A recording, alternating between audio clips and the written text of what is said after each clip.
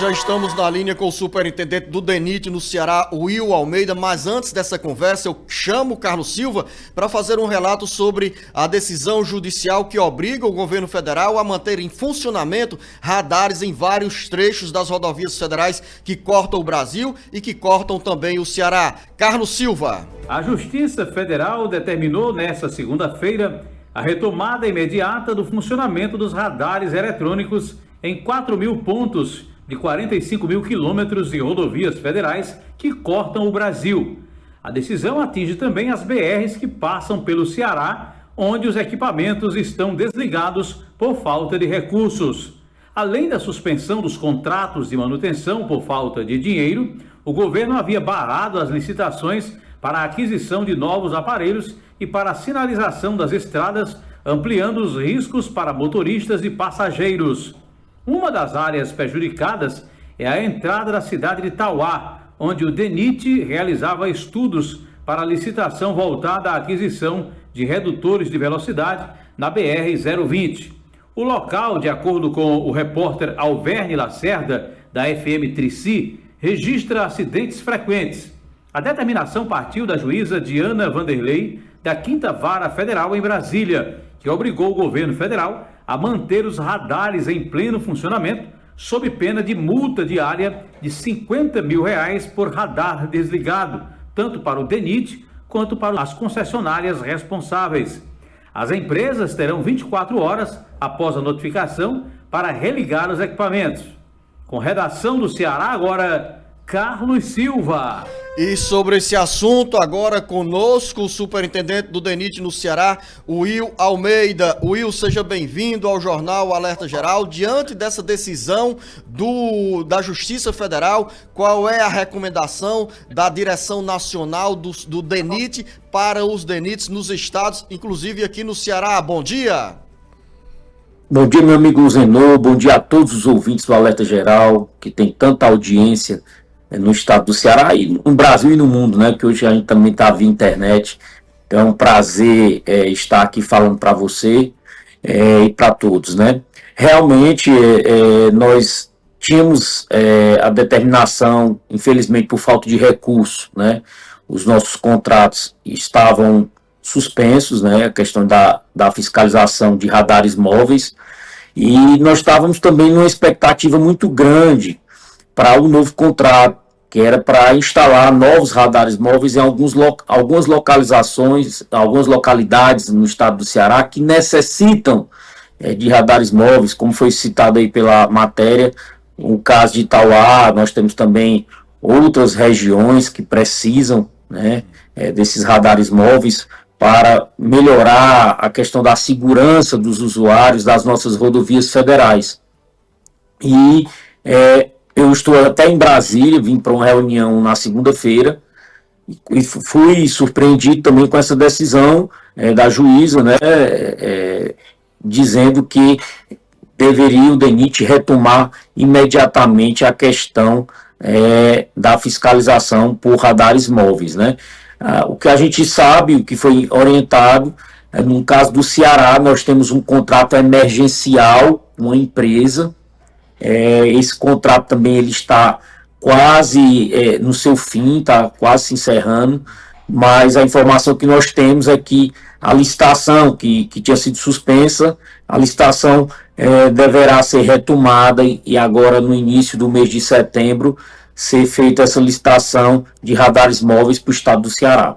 Agora, Will, quando você fala que esse contrato ainda está em vigência no Ceará, neste caso, o relato nessa decisão judicial aponta que pelo menos 4.000 pontos nas BRs que cortam o Brasil inteiro estão sem radares funcionando. Aqui no Ceará, a fiscalização continua ou nós estamos sem esse olhar, sem esses radares funcionando? Bom, Zenon, como eu disse, até segunda-feira, né, hoje nós estamos na quarta, estava tudo suspenso, né? Então a informação que a gente tinha era essa questão da suspensão por falta de recursos.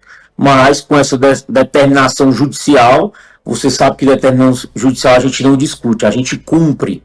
Então, com certeza, a empresa que está lá no Ceará, de forma emergencial, ela deverá dar continuidade à fiscalização de todas as rodovias federais no estado do Ceará e no Brasil. E tem uma sinalização para liberação de recursos para a retomada dessas licitações. Você fez referência, e o Carlos Silva, nosso repórter, também relatou as cobranças que chegaram de Itauá sobre um estudo que vinha sendo realizado pelo DENIT para a instalação de lombadas, de fiscalização no acesso ao município de Itauá, no trecho da BR-020, onde o nosso correspondente Alverno Lacerda sempre nos traz relatos sobre acidentes. Nesse caso, essa licitação vai ser retomada ou continua suspensa? A licitação, como eu disse, ela está sendo retomada. Eu acredito que agora no início de setembro, se eu não me engano, dia 9, é uma licitação que é feita nacionalmente. Ela será retomada e o estado do Ceará, dia 9, terá a licitação para a questão de uma nova empresa vencedora tomar conta dos radares móveis do estado do Ceará e também de novos radares que poderão vir ser instalados nas rodovias. Então, no próximo mês, início do mês, nós teremos aí a licitação. Aproveito, e eu sei que você está em Brasília acompanhando a agenda do Departamento Nacional de Infraestrutura, que tem interesse aqui para o Ceará, para o estado do Ceará, mas nesse momento as obras de recuperação, duplicação, como acontece no anel viário de Fortaleza, também no trecho da BR-116, entre Chorozinho e Pacajus, além de Pacajus, essas obras têm sequência. No caso também da BR-222, no trecho entre Canindé e Madalena, aquela operação tapa-buraco, como é que está a situação hoje? O calendário dessas obras está normalizado, não tem atraso? Bom, só fazendo uma pequena correção, o anel viário não é mais do governo federal, não é mais do DENIT, é governo do estado. Então, quem tá fazendo a reforma do anel viário é a SOPA, Superintendência de Obras Públicas do estado do Ceará. Com relação à 020, que foi muito cobrado, a última vez que eu participei do seu programa, a gente vinha sendo muito cobrado. A 020 ela está em todo o seu trecho, onde estava uma situação bem complicada, ela está sendo recuperada. Quem passa pela 020 está vendo a intervenção que está sendo feita pelas empresas contratadas pelo DENIT. Vários trechos estão sendo feitos reciclagem, principalmente no trecho de Madalena Boa Viagem, que era o mais crítico. Então está sendo feito todo o trabalho de mudança do asfalto naquele trecho. Então, até então, Luzenor, o trabalho continua, não tem nada sendo...